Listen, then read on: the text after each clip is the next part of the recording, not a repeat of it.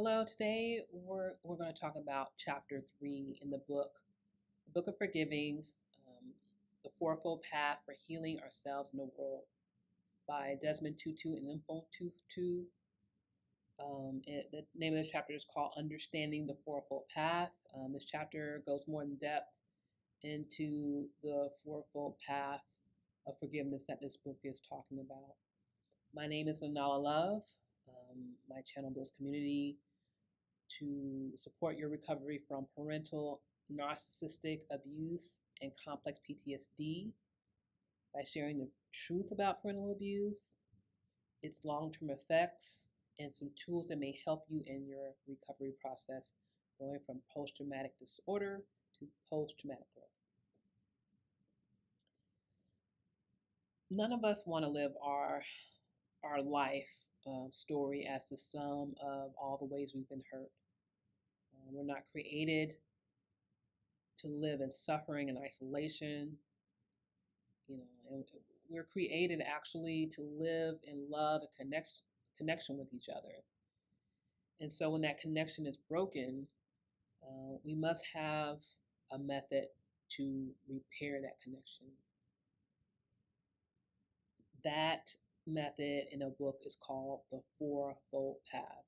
And I must say, in the instance of narcissistic abuse, parental abuse, or any other relationship where there's narcissistic abuse involved, there's no repair available because the abuser has no intention to change their ways and to not abuse. So there's no repair. When we talk about forgiveness, as I said in previous videos, is a therapeutic path for us to release ourselves. And it's a path that we can go along if the perpetrator is a narcissistic abuser that is has no intention of changing their ways. So just to say that. But outside of that kind of a relationship, there is a method of repair. But we all can take the fourfold path to forgiveness. That's therapeutic for ourselves. And the steps are telling our story, telling the story. We tell the story as long as we need to tell it. Each time we tell it, we become more better at telling it, becomes more coherent and concise and things like that, which leads us to be able to name the actual hurt. That's step 2, naming the hurt. And after we've able to name the hurt and we name the hurt, we grant forgiveness. And after we grant forgiveness, we have the choice to renew the relationship or release the relationship. In the case of narcissistic abuse, the choice would be to release the relationship so that we're not in place to further the abuse, for the abuse to continue. Evolutionary biologists suggest that we're hardwired to seek revenge when we're harmed. However, we're also hardwired to forgive and reconnect. So basically, we're hardwired for both revenge and forgive and reconnect. So we have a choice. If we seek retaliation and revenge, it's not going to satisfy us. So, for instance, if I'm insulted by someone and I insult them back, it's not going to satisfy me. It's not going to take away the initial harm and hurt that was done to me. It's not going to take that away. Choosing to retaliate causes suffering. So choosing the path for forgiveness, however, helps us to be freed, and to heal. I'm going to put up the revenge forgiveness cycle, a chart that's in that book in chapter 3. On the left, you see the revenge cycle, and on the right, you see the forgiveness cycle. So take a look on the left side of that chart and look at that box in the middle. It says hurt, harm, or loss. Starting there, say you've been hurt, you've been harmed, you suffered a loss. and you feel pain. Following that arrow beneath the box, you feel pain. So underneath the pain, we have two choices. We can choose harm, to retaliate, or we can choose to heal. So let's say we choose to harm.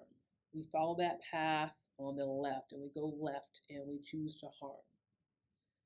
This, when we choose to harm, we are rejecting our shared humanity, and that leads going up the arrows, following the arrows in the circle, that leads to revenge, retaliation, and payback. And revenge, retaliation, payback could be the silent treatment. It doesn't have to be anything, physically violent or anything like that.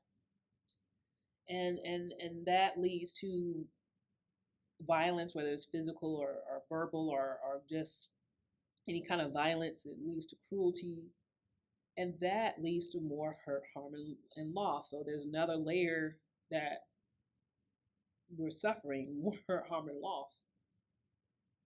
So say we're suffering a hurt, harm, or loss, starting with that box, and we're feeling the pain of that, and we choose to heal. We're going to the right this time. So we choose to heal, and then following that arrow, going to the right, it takes us to the path, to the fourfold path, the first step, which is telling the story. And when we first heard, a lot of times it's hard to tell the story, and we're telling bits and pieces. We're trying to wrap our brains around, especially if it's a really traumatic harm. And we're telling the safe people that can validate us, and they're safe. And it may take some time telling our stories to kind of get the story together, kind of wrap our brains around it as we process the story. And then that telling our stories until we've told it as many times as we need to safe people, we're able to name our hurt. That's step 2. We name and speak the hurt. And step 3 is granting the forgiveness. And in the granting forgiveness, we are recognizing our shared humanity. And the granting forgiveness and recognizing our shared humanity, we choose, step 4, to renew or release the relationship. Now, like I said, in the case of narcissistic abuse, we choose to release the relationship because there's no reconciliation with someone who's committed to abuse. But other cases, we choose to renew or release the relationship. And that is the fourfold path. We are compelled to reject our pain and deny our grief, making the choice to embrace our sadness and not getting revenge, on the person that harmed us. Embrace our sadness and not getting revenge on the person that harmed us. It helps us stay out of the revenge cycle, because that's an endless loop and recycles harm and hurt and loss. And it gives us space or room to choose to forgive the forgiveness cycle when we embrace our sadness and we choose not to get revenge. And when we can't admit our woundedness, we can't see the other person as wounded, because that's what's going on with them. They're wounded. They wounded us out of their own ignorance and pain and brokenness, and we're not able to see that if we don't embrace our woundedness.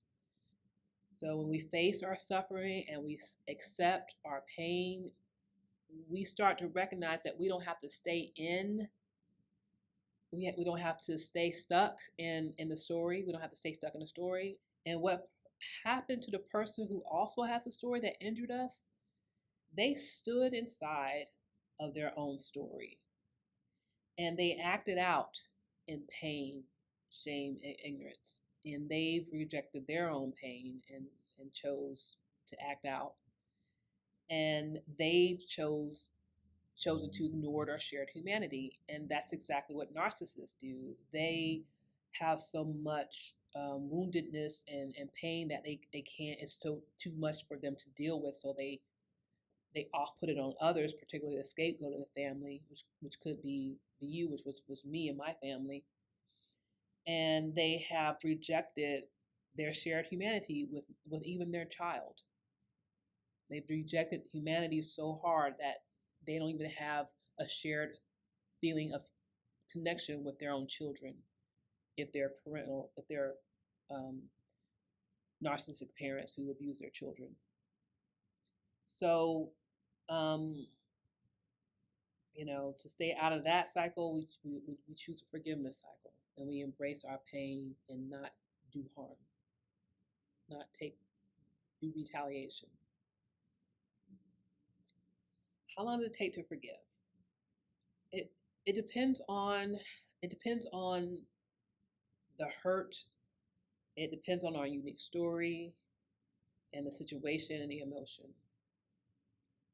No one has the right to tell you when to forgive and how quickly it takes you to forgive. No one has the right to tell you that. And no one has the right to tell you to forgive, especially if you're the victim or the survivor of parental narcissistic abuse or any kind of narcissistic abuse or any kind of like horrendous trauma.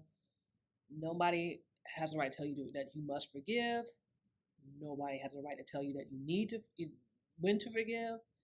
And nobody has the right to tell you how long it takes you to forgive. Nobody has that right. You're not forgiving to make them comfortable. You're forgiving for yourself. And in case outside of the case of a narcissistic abusive relationship, you have the opportunity to mend and repair the relationship if you so choose to, and release that person as well. Miracles can happen in that forgiveness process, but nobody can tell you when, how long.